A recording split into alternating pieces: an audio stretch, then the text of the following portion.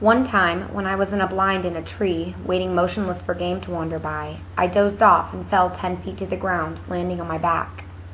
It was as if the impact had knocked every wisp of air from my lungs, and I lie there, struggling to inhale, to exhale, to do anything.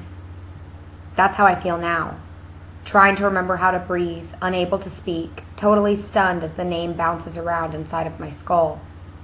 Someone is gripping my arm, a boy from the scene, and I think maybe I started to fall and he caught me. There must have been some mistake. This can't be happening. Prim was one slip of paper in thousands. Her chances of being chosen so remote that I had not even bothered to worry about her. Hadn't I done everything? Taken the test where I refused to let her do the same? One slip in thousands. The odds had been entirely in her favor, but it hadn't mattered.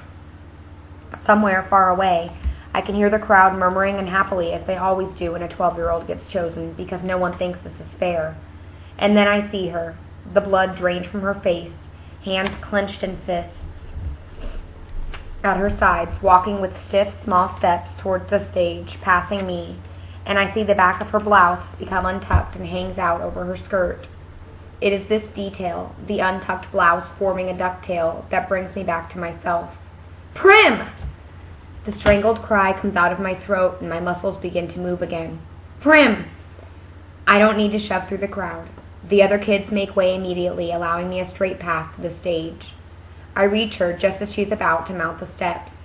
With one sweep of my arm, I push her behind me. I volunteer, I gasp. I volunteer as tribute. There's some confusion on stage. District 12 hasn't had a volunteer in decades, and the protocol has become rusty.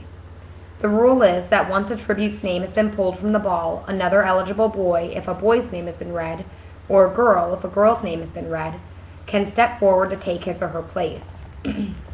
In some districts in which winning the reaping is such a great honor, people are eager to risk their lives. The volunteering is complicated.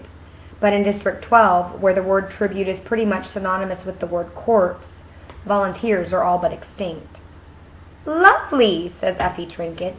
But I believe there's a small matter of introducing the reaping winner and then asking for volunteers. And if one does come forth, then we, She trails off, unsure of herself. What does it matter, says the mayor. He's looking at me with a pained expression on his face. He doesn't know me really, but there's a faint recognition there. I am the girl who brings the strawberries, the girl his daughter might have spoken of on occasion. The girl who 5 years ago stood huddled with her mother and sister as he presented her, the oldest child, with a medal of valor. A medal for her father, vaporized in the mines. Does he remember that? What does it matter? He repeats gruffly. Let her come forward. Prim is screaming hysterically behind me. She's wrapped her skinny arms around me like a vice. No, Katniss, no, you can't go! Prim, let go, I say harshly, because this is upsetting me and I don't want to cry. When they televise the replay of the reapings tonight, everyone will make note of my tears and I'll be marked as an easy target. A weakling. I will give no one that satisfaction. Let go. I can feel someone pulling her from my back. I turn and see Gale has lifted Prim off the ground and she's thrashing in his arms. Up you go, Catnip, he says, in a voice he's fighting to keep steady, and then he carries Prim off towards my mother. I steel myself and climb the steps. Well, bravo, gushes Effie Trinket. That's the spirit of the games. She's pleased to finally have a district with a little action going on in it. What's your name? I swallow hard. Katniss Everdeen, I say. I bet my buttons that was your sister. Don't want to steal all the glory now, do we? Come on, everybody, let's give a big round of applause to our newest tribute, trills Effie Trinket. To the everlasting credit of the people of District 12, not one person claps. Not even the ones holding betting slips, the ones who are usually beyond caring. Possibly because they know me from the Hob, or knew my father, or have encountered Prim, who no one can help loving. So instead of acknowledging applause, I stand there unmoving while they take part in the boldest form of dissent they can manage. Silence. Which says, we do not agree. We do not condone. All of this is wrong. Then something unexpected happens. At least, I don't expect it because I don't think of District 12 as a place that cares about me. But a shift has occurred since I stepped up to take Prim's place, and now it seems I have become someone precious. At first one, then another, then almost every member of the crowd touches the 3 middle fingers of their left hand to their lips and holds it out to me. It is an old and rarely used gesture of our district, occasionally seen at funerals. It means thanks. It means admiration. It means goodbye to someone you love. Now I am truly in danger of crying.